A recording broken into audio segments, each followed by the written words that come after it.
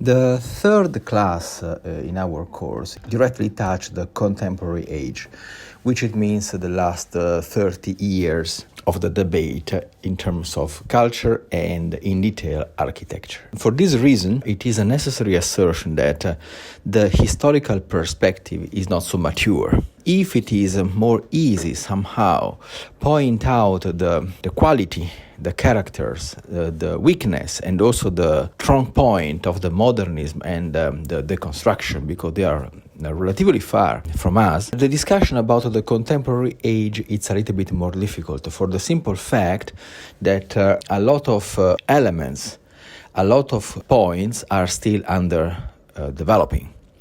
So we are not very sure what happened next. We are still in the storm, if we can say so. We are still in the development of a certain kind of idea, and the final result, it is still not very clear. So we are too much involved, too much inside the current event to have a very clear understanding about the possible consequences and the weakness and the strong point of the contemporary situation. In architecture, but basically in every aspect of life, the contemporary age is characterized by the domination of a computer. This is clear, this is obvious, but what it is less obvious, what it is less clear, it is how the computer modify our understanding and our practice of architecture. In theory, we may also discuss about how the computer modify the whole aspect of the human life. There is a very old sentence from Chinese Taoist philosopher Chuanzi, more or less said, every time the human being use machine, the spirit of the human being become mechanized. This is particularly true in terms of computer. Every time we use a certain kind of method, a certain kind of tool, the human being modify, change, variate their skill and intelligence according with the machine that we are using.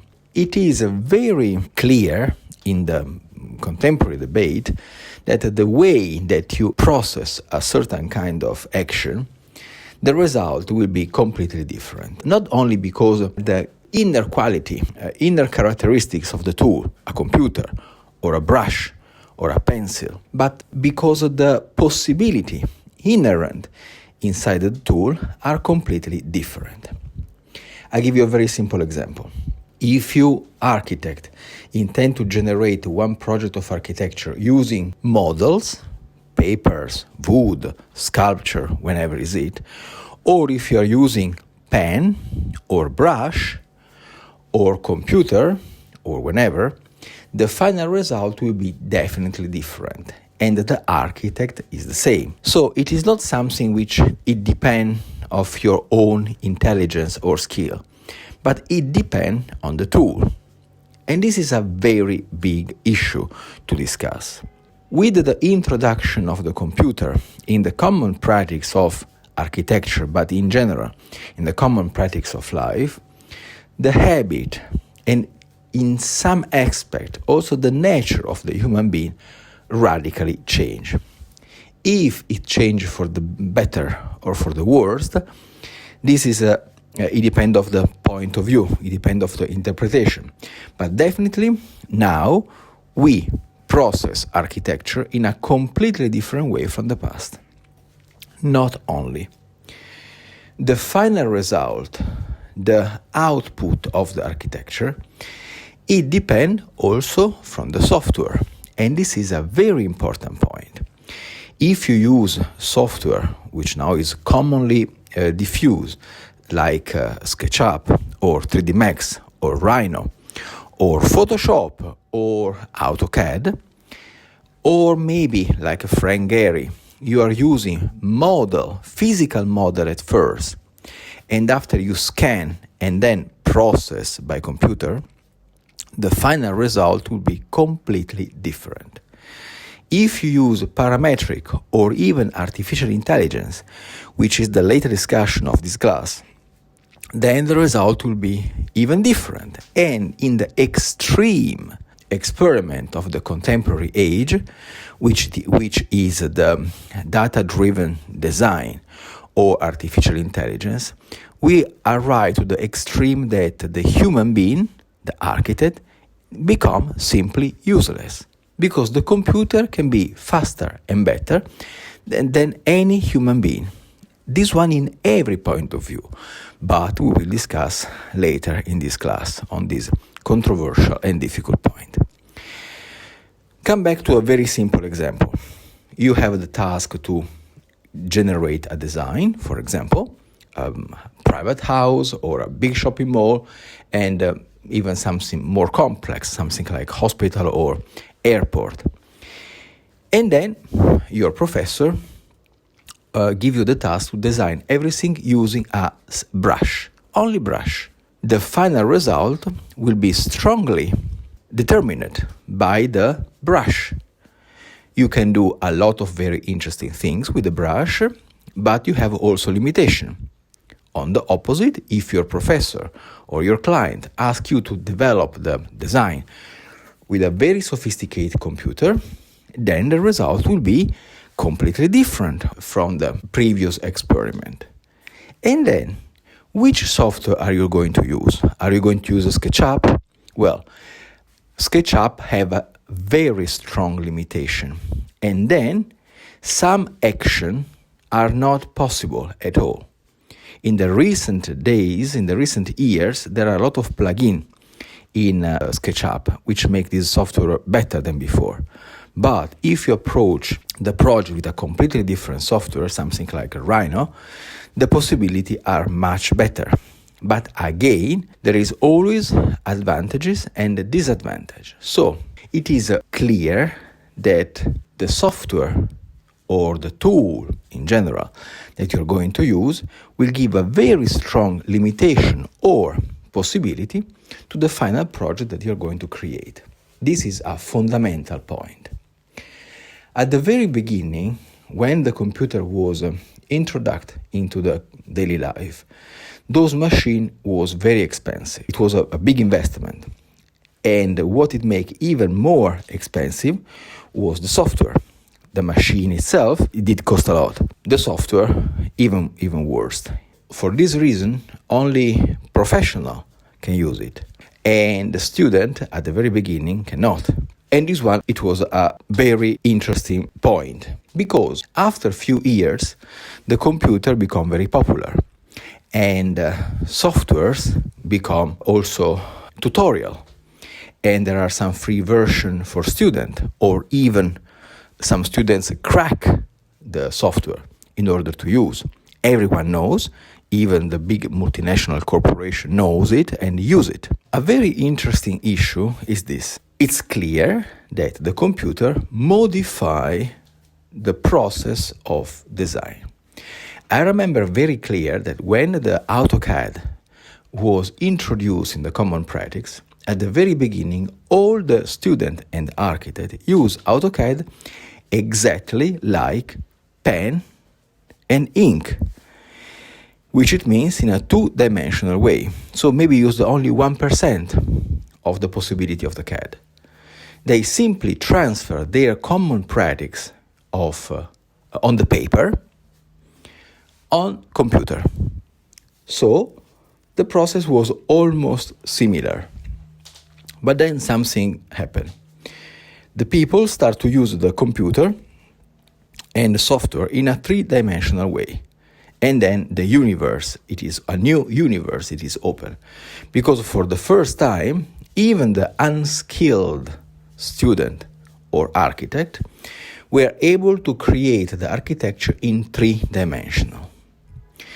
If this kind of capacity in the past was only developed by great architects with a great space sense in their mind, now, thanks of the computer, thanks of this tool, everyone can conceive architecture in the three dimension. And this one changed everything, because for the first time, student and architect were able to rotate the building on 360 degrees. They can understand the details, and everything become even better when it became popular modeling software, something like 3D Max. Then everyone was able to look the form and even to create form that in the past was not possible even to conceive, or at least extremely difficult to design, because pen, paper and ink were very limited in terms of projection. This is a very important point. There is something more to add on this issue, and extremely important. The key point is the computer generate a new form of geometry ready to be used by everyone. What does it mean?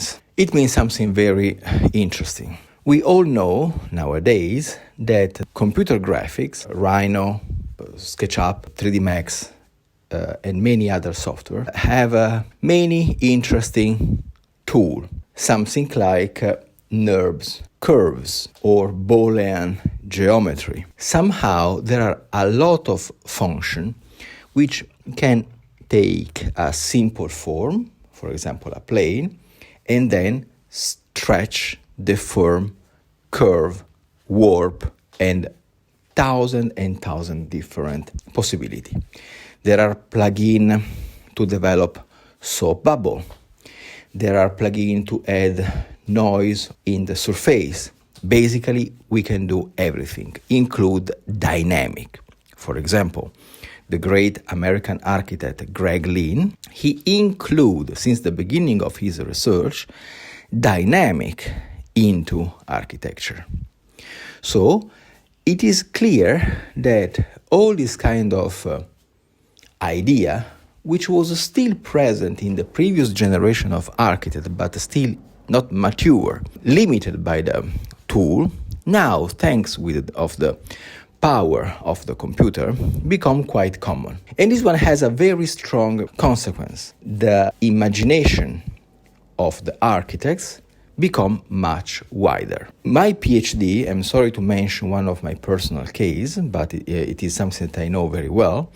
My PhD concerned the use of the development of the non-Euclidean geometry inside architecture introduced by the computer. So somehow the thesis of this dissertation, the thesis of this research is the architect, thanks of the power of the computer and the tool, the possibility inherent inside the software, developed a sort of imagination, a sort of geometry, which go much over the common Euclidean geometry. And then everything changed, because we start to the common practice, the possibility of architect and student, reach the possibility to image the non-Euclidean geometry, which is a form of geometry which is curved. And this is why, for example, many architect students or great masters finally flow into curved surface in their common practice. In the past, those kind of forms, curves, was only reached by people who was close to the sculptures, or the curved surface was, generally speaking, very simple.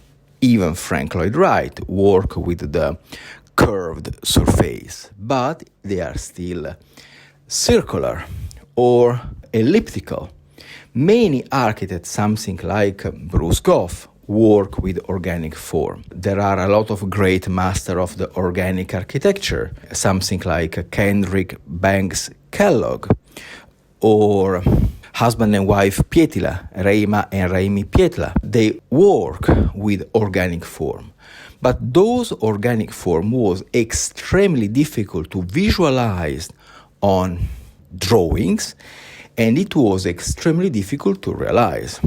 For example, the house of the president of Finland, made by Reima and Raili Pietila, it was a real nightmare in terms of construction.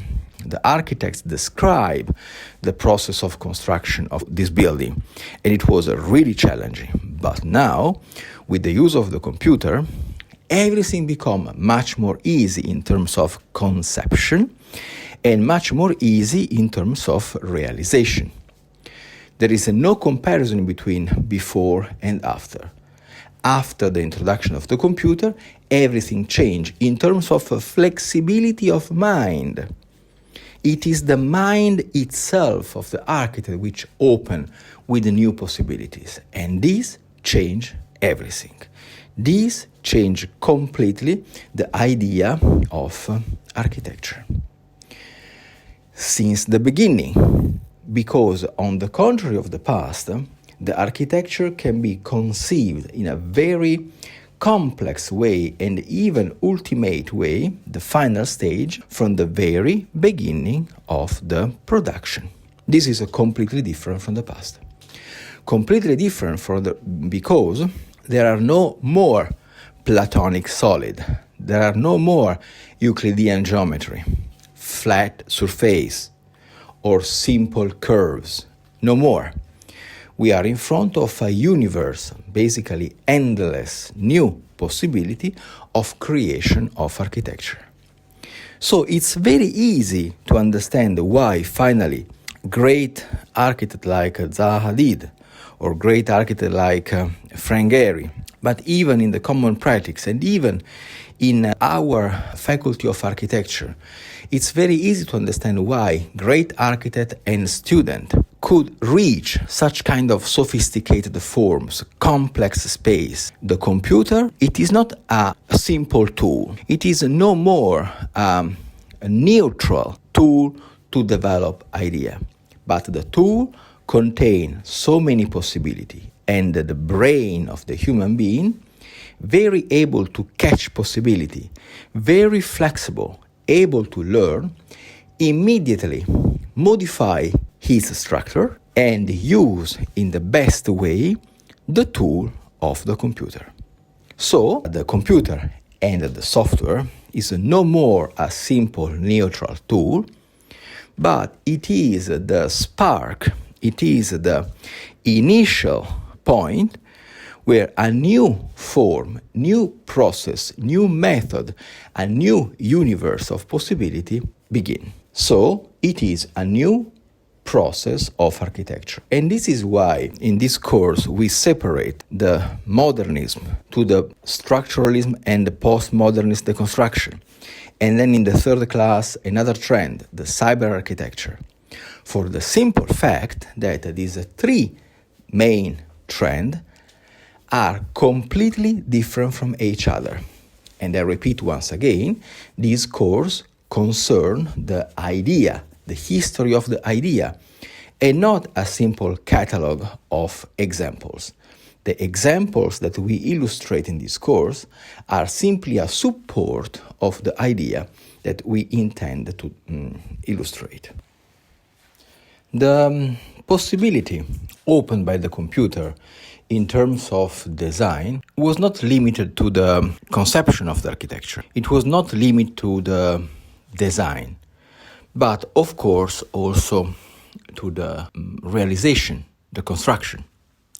It is not a case that the computer touched basically every possibility, every area of the construction and design of architecture. There are thousands of processes which involve the computer, and this process concern the digitalization of the architecture, or even better, in order to use a very famous terms nowadays, the parametrization of the architecture. We will discuss later.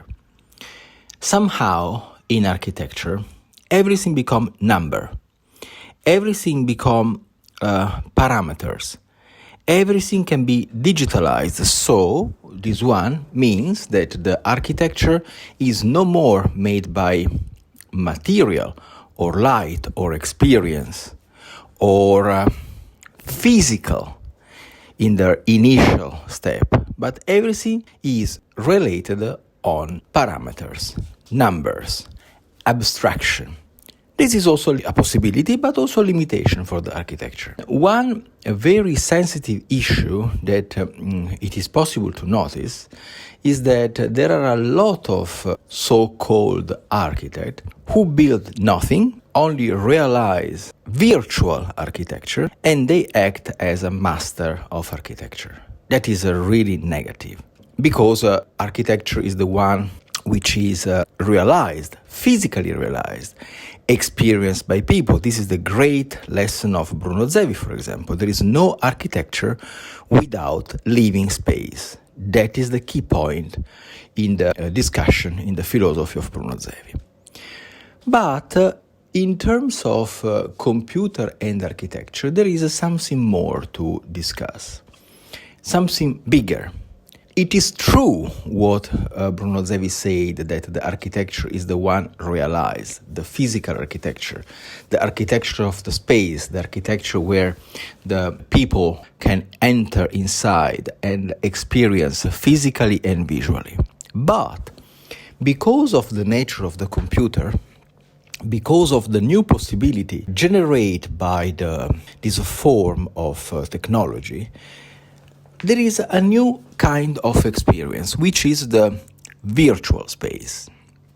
Now, in the previous page, in the previous section of this class, we discussed a lot of time about the idea of space.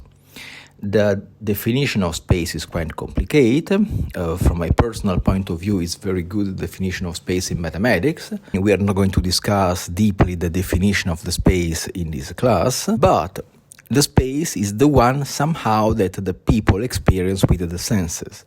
Physical, but also, thanks of the computer, virtual. The virtual space become a big topic in the contemporary debate. We can assume that it exists physical space, which is the space where in this moment you are, your room, a park, a city, library, it doesn't matter. You experience with your physical sense, touching, visual, sound, and so on. But there are also virtual space. Now, virtual is a very controversial term, which is made many years ago, 100 years ago, in philosophy. But in the recent decades, the idea of virtual, it is something immaterial, something which is related on media, computer, for example. In the past, I asked to a very talented architect about what is virtual space in his opinion. And his answer was, when I give a call to somebody by phone, the space in between me and the other person is virtual. So somehow in the virtual space, there is something immaterial. It is not really very physical. For example, I give you a very precise example. In this moment, I'm recording this class, and I assume that in the future, somehow, is listening this recording, my words. The place that I imagine you are is in my mind virtual. And on the opposite, the place that in this moment I am, in my little room, it is virtual from your point of view. When you discuss in chat line, that space, it is physical in your room, but it is virtual when you imagine the other person somewhere. You can imagine, for example, then that the opposite side of the conversation is in a certain kind of room that you know very well. But this kind of room, it is only inside your imagination. It is not physical in front of you. If there is the video, that could be even a little bit better. But this is not the key point of this discussion. The key point is this. Very often, in the design of architecture, in the contemporary age, in the age of computer, many people design only virtual space. They design space that is not physical. And then someone could argue, yes, but finally, this architecture can become real, can be realized. For example, if in this moment I am designing an architecture on computer or on a piece of paper, we always have the hope that in the future it could become real. Yes and no. Yes, because definitely the ambition of every architect is to design space which can be physically realized. That is the dream of every architect.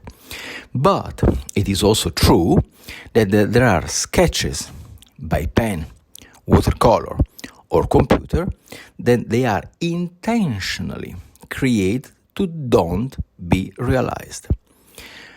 One example from the past.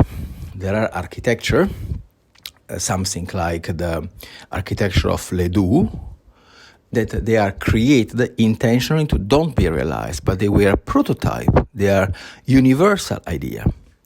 The sketch of resistance of Hans Scharoun, made during the Nazi Party dictatorship in Germany, they were intentionally created to don't be realized. They are imagination, and they must keep imaginative. They can't be real, because it's simply impossible. You cannot build. They are dream. Exactly this nature makes them virtual.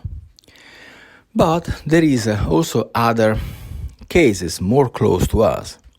For example, even a simple design of a web page that you commonly use in the daily life, that is a virtual space. It appears graphically, but in fact it is only data. It doesn't exist in any place of the world. But you have the imagination that become real. The video game. The video game is probably the most deep and involving experience in the common lives nowadays, which is a perfect combination in space design, virtual, intentionally not real, with a very high level of involvement from the users. When people, kids, young generation, but also adults, when they play games, video games, they are completely involved. They abstract themselves from the physical environment to go deeply inside the virtual environment of the game. And this is a reality everyone can experience, and it is even irritating for the gamers if someone intends to disturb. Which it means that virtual space that doesn't exist physically, for them it is real even more than the physical space. So the key point of this discussion is the computer and software generate no more architecture, but they generate space. Sometimes those space could become physical, and we are in front of the real architecture, but sometimes those spaces are intentionally abstract, virtual, and they have no possibility and no intention and no goal since the beginning to become a physical space. But those spaces, they are virtual and physical, they are both real space for the mind of the users. And this one change everything. Change everything because the architect could become virtual architect. For example, in the US, in Los Angeles, there is a school of architecture which is specialized in computer graphics for movie. And the movies are not real. It seems real, but they are not. So the virtual space become a sort of new branch of design. Of architecture? No. Simply design of living space. And I choose these terms precisely because the place, virtual or physical, where people live and have a feeling and have experience, it is a living space, virtual or physical. Now, this is the culture of today. This is the culture of the last 30 years. At the beginning, it was not really very clear what is going on. At the beginning, it seems that the computer was something very defined and the physical space different, separate, without any connection. But more and more, those two spaces become connected to each other. The differences in between those two spaces become more ambiguous. There is a very famous case in Japan of a boy, very rational, with a very normal job. He was perfectly balanced he is not insane, who marry a cartoon, a character generated by the virtual reality. And every time he comes back to home, to his own house, apartment, these little girl, these characters, these virtual figures appear in different rooms of the house as a hologram. And this is his wife. And there is no ambiguity in his mind. He knows exactly that that girl, it is just virtual, but she is his virtual wife. This is quite interesting because it shows that the differences in between the two worlds become more ambiguous. Somehow it happened also in places like Disneyland. But it becomes even more tricky if we analyze the case of the mass tourism. What is the mass tourism? The mass tourism is the tourism people who, for leisure, visit important places. Something like Roma Colosseum, or Venice, or Paris, the Eiffel Tower. That one is not culture. It is massive tourism. And something very interesting happened. They realize a picture with their face in front of the monument, only to prove that reality and virtuality are the same. So there is always a sort of confusion, more and more evident, in between virtual space and real space. Many people, for example, assume that the communication in between individuals, it is better using the social media. I don't want to quote which one, because everyone has his own preference. But the communication on computer become even more important and radical than the physical space. The life become more and more virtual, not physical, but virtual. And this is all generated by the power of the computer. In architecture, this is a very precise trend. Everything becomes simulation. And this is so important and so radical that the simulation of the thermal comfort or the simulation of the energy consumption of the building become one of the parameters for the design. People who are in the field of sustainable architecture and environmental protection know very well that there are software like the classic Ecotech, for example, which is able to simulate the performance of the building on computer. How much energy may this building use and consume according with initial parameters. Correct or incorrect, precise or imprecise, that is not the point, but there is a very precise trend in the contemporary engineering and architecture which assume that the simulation on computer, it is something trustable and realistic in terms of energy consumption and quality and the characteristic of the building. It is new. Good or bad is not the point. It is a precise trend which become a multi-billionaire affair. Architecture, it is no more physical, but firstly is virtual. Firstly, it lives on the image on the screen, and only after become real. This is a radical innovative, and this is the trend of the last 40 years. And this is why we have to discuss deeply on this point. In the next section of the class, we will analyze cases and we will scratch the surface of this problem.